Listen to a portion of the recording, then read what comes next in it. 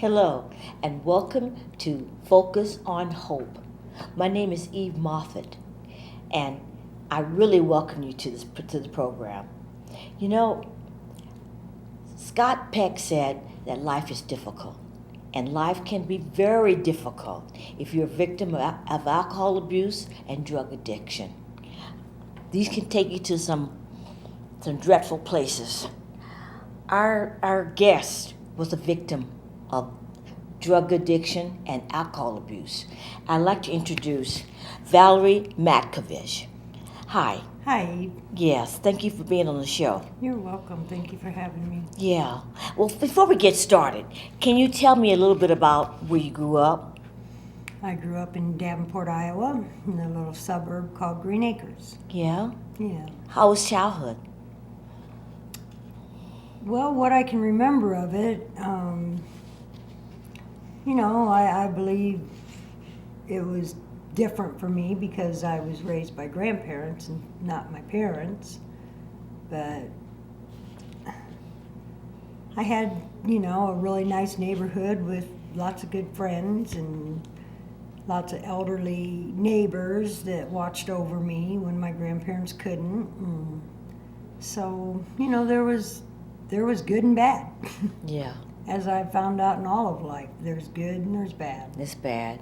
I'm told that your mother abandoned you. Yes, her and my father both did. They just, Myself and 5 brothers. wow. They both were alcoholics, and they both, from what I was told, just couldn't do kids and couldn't not drink and couldn't do each other. And my grandmother, they left 6 children to be adopted out to foster care or to be adopted. And my grandmother, my dad's mother, fought tooth and nail to keep all 6 of us together. So she raised you. And her and my grandfather raised me. You were And 6. my 5 brothers. Oh, boy. Yeah. Whenever I think life is tough, I think of my grandmother and how tough that must have been for her. How old was she? She must have had to have been, I want to say, coming into her early 40s. Oh, she was young. Coming into her 40s. Yeah. Maybe, I don't really know that. Perhaps older. Mm-hmm. But she worked hard every day, and even not just in the home, but she worked in a motel, a Best Western, for 16 years. And my grandfather retired from Alcoa, and he was mostly the one at home. Okay. And while she worked, and so yeah, it was. I think as a child I thought it was difficult because I always wanted my mother. And I always thought that life would be so grand if I had a mother and father like what my friends had or what I got to see them have. And so I always wanted what I didn't have. Yeah, like many people. Yeah, I did. I always wanted, and then once I got it, it wasn't what I wanted. Yeah. Were you abused as a child? I was. By a grandfather, by an uncle, and by a brother. Wow. And by a cousin. Wow. That had an effect on you. Yes, I guess I was a victim of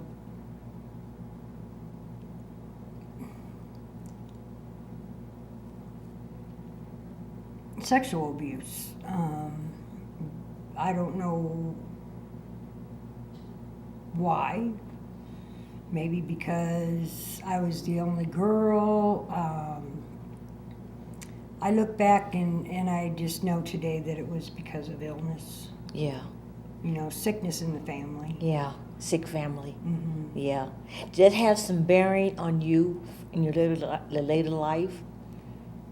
Well, it started me off sexually at a very young age, and with older men, and yes, I'm sure to this day it has bearing on my life.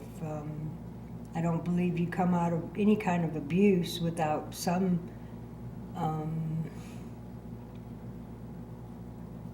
It has a bearing. yeah. Yeah. You know, I still carry it inside of me in my DNA, and carry it into relationships of not trusting men, of, you know, yeah. But I've dealt with it, and I have found forgiveness for them and for myself, and I don't let it affect me how it used to. Oh, it's good. You know what I mean? Yeah, I know. Yeah. How old were you when you first drank? Probably 11. But I actually, in the 6th grade, started on marijuana and White Cross Speed and drinking. I guess all three together, and smoking cigarettes. All came in about the 6th grade. 6th grade? Yeah. And you started smoking? Mm-hmm. Yeah. Yeah, I was smoking pretty heavily in the 7th grade. Yeah.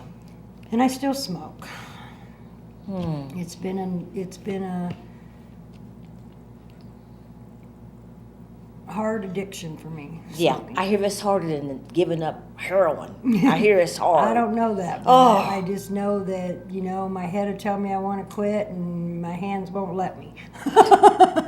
It kind of goes like that, you know. It's like, I don't know. But if that's the worst thing I do in this life, Yes. then I'm okay. You know? Yes. Yeah. 'Cause When I've did your done a lot drinking get worse. ugly? Turn ugly? Where did it get ugly? I on think you? my drinking was always ugly. When I think back, drinking always got me in trouble from the very beginning. You know, when I was 14 years old, I was drinking heavily, and they locked me up in a young girls' prison, say, and because they found that I had been arrested in a little town in Iowa, and with a man that was AWOL out of prison, and we had stolen a car and tied a lady up, and done these horrific, horrible At things 14? at 14. Wow. And that was all around drinking.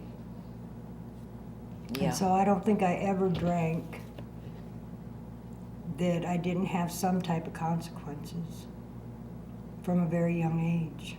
Yeah. I can understand. How old were you when you were first married?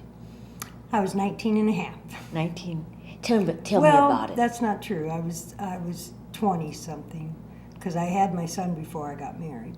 Oh, you did? Yeah, I had my first son, and he was almost 2 when I got married. Tell me about your marriage.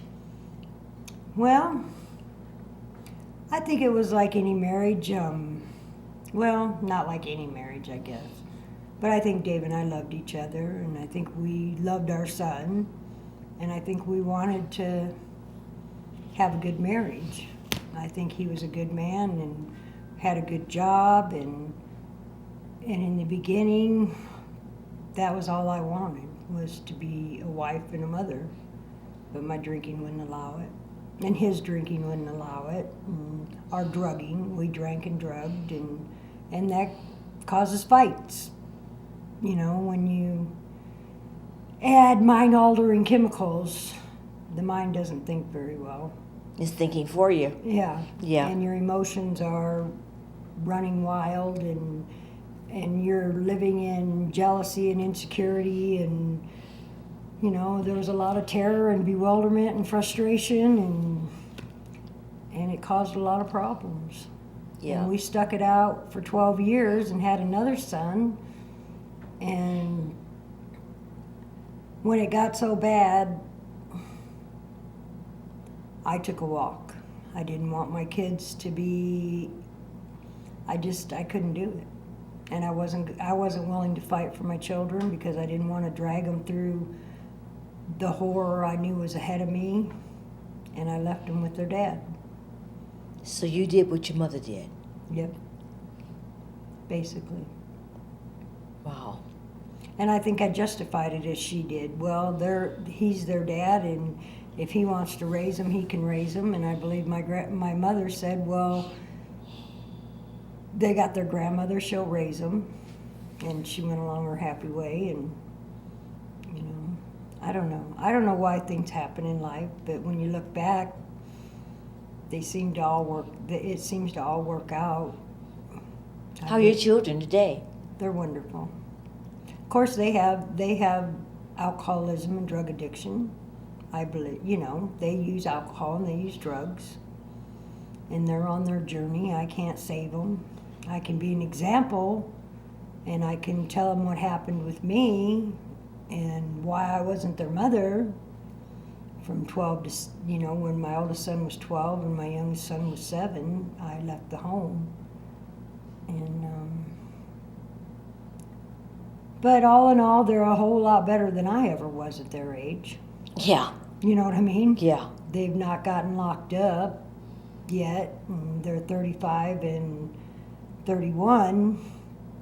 And they both have good jobs. They both have homes. My oldest son is dealing with consequences from drinking, no driver's license and no vehicle. But he's somehow able to, he's a hard worker, and he's keeping his own place. And He kept his job. yeah, Yes. so I'm very proud of him. Yeah. You How know, often do you and- see him? Well, it's in this last year, I've gotten to go back to Iowa twice and spend good quality time with them. I try to see them at least once a year since I've been in recovery. I mean, if not more. That's excellent. Because I now have 2 beautiful granddaughters, and they're the light of my eyes, and they just give me more joy than anything in my life ever has. Wow. Yeah, That's good. it is good. What made you come to Arizona, and when did you come? I came in November 11th, 1989. My husband put me on a train in Galesburg, Illinois, and I was going to come here and be with my grandmother and my brother for a couple of weeks and go back and live happily ever after. But my drinking didn't allow that. I was drinking when I got here, and I found a man here that I thought was my prince on the white horse, and and I never went back for many years. And I never took a sober breath for many years. And I forgot I had 2 children in Iowa. And I went down a road that wasn't all bad, but it wasn't all good. Wow. Like everything else in life. Yeah. Did you have fights? Did the men fight with you, or? Oh yeah, I fought, they fought, we fought. I never blamed them because I was just as much at fault as they were in any given fight. I mean, it was either due to my behavior or their behavior, and neither one was good. And I always fought back. Yeah. I wasn't one to call the cops or anybody else for help. I fought my way through it, and yeah, I was a fighter. Physical fighter. Wow. Yeah. Well, did you try to abstain from drinking and drugging? I did. I put myself in recovery in about 1986. I went through a 29-day inpatient in a hospital to save my marriage and my children. And that worked for maybe a year. A year. Okay. And then I started drinking and using again, and running with other men, and I left my husband. Yeah. Wow. And then it was just a long history of in and out of recovery, and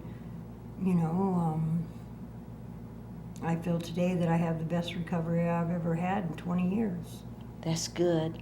Now, I met you 20 years ago. Yeah, Yeah. You were in Cottonwood. in Cottonwood. Yeah. Yeah. And 20 years. I was in recovery. Yes. And I'd met a gentleman here in Arizona, and he led me into recovery, I believe. He went first, and I followed. Yeah. And and that was some good recovery, but I don't believe I ever did the inside work of finding forgiveness for those that had harmed me, or finding forgiveness for myself and those I had harmed, and I couldn't find this power greater than myself. I couldn't trust anybody or anything, or if I did trust somebody, I put them on a pedestal and made them my God, and that never worked, because when they became human and fell off the pedestal, then I usually got drunk. Yeah, and people will fall off pedestals. Yeah, yeah. So I've had to learn a lot of different things in the last 20 years in and out of recovery.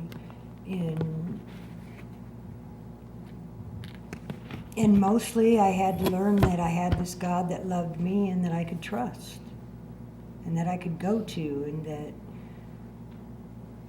there wasn't anything on the face of this earth that could take away that trust or that love. Yeah. And that I could depend upon it, I could lean on it, I could talk with it.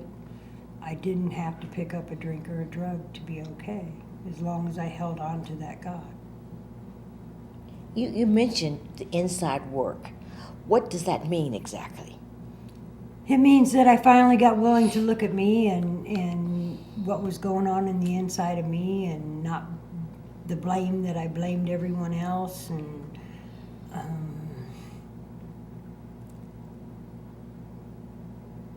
I had to face Val and who she was and what she had become, and That must have been scary. yeah, it was very scary. But with the help of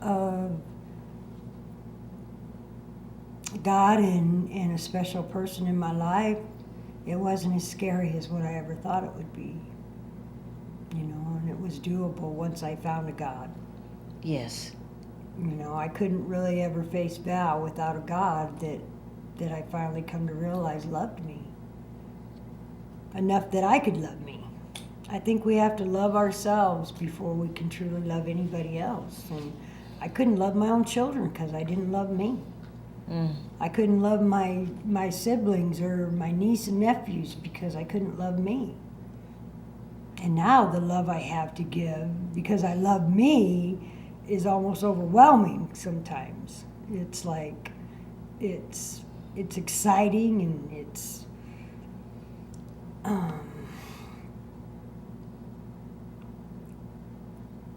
it's almost scary sometimes, all the love that I feel inside of me that I get to give to others. Oh, wow. That's beautiful. It is. It is. I was telling my son that when I was just back visiting. Him and I were having a conversation at dinner, and I was crying in telling him that how beautiful it is to have this love that I want to give others today, and how I've never felt that in so many years in my life. You know, when you're from a very young age, I believe I was full of hate and anger. Well, yeah, I with good reason. Yeah. Yeah. When your drinking led you to prison, tell me about that. It did. Well, in 2005, I'll back up. My grandmother had passed away, and I had made her my God. You know, she was like the first God I had, I believe, of wanting to be perfect for her, never being able to, because I never felt like I could ever be good enough for her. Anyways, that was very an emotional time, and well, I got on methamphetamine, and I went about 5 years as a intravenous user. Now, methamphetamines, what is that exactly? It's speed. Speed, okay. Yeah, very wicked speed. But it enabled me to drink like I always wanted to drink.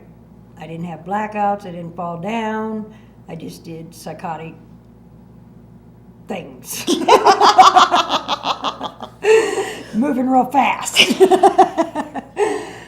But yeah, and then it got me in some trouble with the law, and I wouldn't abide by the law, and I wouldn't do what they wanted me to do. And about the third or fourth time they locked me up, they sent me to prison for 2 years. Which, in my opinion, was the best thing that ever happened to me, other than my children. But it showed me, it gave me a place to go where there was no men involved. And for the first time, I felt I didn't have to impress anybody or be anybody that I wasn't. Because there was just women there like me, you know, and for the same things as me. Maybe some worse, some better, but, you know, it was like a community of women that I somehow fit in and did well in. I didn't get in trouble in prison for 2 years. I was their main cook in the kitchen. I got my GED in prison. I made lifelong friends in prison. I had time to read my Bible. I had time to do schooling. I don't want to lead anybody in the wrong direction. I never want to go back. Yes. You know, I never want to wear orange again a day in my life. And haven't since I've been out now since 2007. I do not wear orange. But it's like anything else in life. It had some good and some bad. Yeah. You know, Did you start recovery while you were there? I had to do what they call a DUI program. And that is? Well, it wasn't too intense. We went to a class every day, 5 days a week, and for a couple of hours, and you watched movies, and you had a counselor lady, and you did different, you know, workshop things, but I wasn't real impressed with it. But I stayed clean and sober in prison, and I didn't take any mind-altering chemicals, and there was some there. I seen others just go to the medical and get whatever psych pills they wanted to get, you know. Yeah. But I didn't do that there. I stayed clean and sober, and I stayed clean and sober up till I got out, did my parole, did a halfway house, and did my old pattern, got with a man that I had no business getting with. And about 6 months into it, I drank and used again. And it was the worst of the worst of the worst. It never gets better. It only gets worse. And I believe I took my last drink ever April 2009. No, it would have been, 2009. Wow. Well, while you were in prison, did you see women going in and out, coming Oh, back? I sure did. I'd get so angry, because I wanted out. Of course, everybody wants out. Yes. And to see those go out and have to come back just breaks your heart and makes you angry. Because you think, well, if I got out, I sure wouldn't come back, And there are some that have lived their whole lives in prison. They go out and they do the same thing, expecting different results, and they land up in the same place. Yeah. Is there a lot of that in prison? Yes. Wow. And there's a lot of young mothers with lots and lots of children out there scattered all over the place, is what I saw. And it's very devastating. They're in their early 20s with 6 children, and 2 of them's with this grandparent, and 2 of them's with that grandparent, and 2 of them's with this dad or that dad, and it breaks your heart. Yeah. And they have no desire to change what they're doing and get their children. Oh, no desire to. No. Mm. They think it's okay what they're doing and where their children are, and it's so sad. That was one thing that I prayed on a lot in prison, that I could give them a message of what it was like to wake up at 40 and not have your children, not to have been a mother to your children. It's heartbreaking. It's heartbreaking.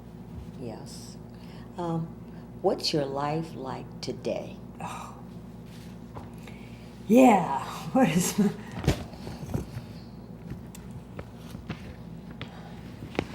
It's almost too wonderful to describe. Try. I have a peace.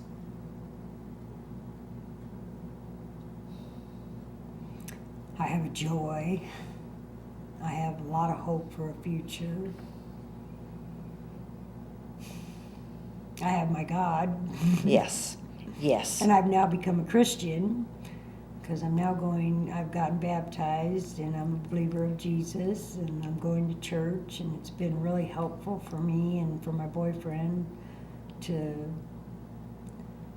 learn a new way of life and to learn about Jesus, and it's been really wonderful. And I love my new little home. I've just moved into a new little home. You moved here in Camp Verde. Yes. Tell me about that. I love it. I live at the end of Middle Verde Road, and it's kind of down in the farm area, and it's just quiet and sweet, and I have my own space, and just a beautiful little living room, kitchen, bedroom, bath, and nice back porch, and nice neighbors, and I have it all. Wow. I was wondering, did you ever take the 20 questions? Oh, I'm sure I did once upon a time. I didn't really have to, though. I always knew. You knew. I always knew. Yeah. Yeah, something in me always knew that if I just didn't drink or drug, that my life would be pretty good.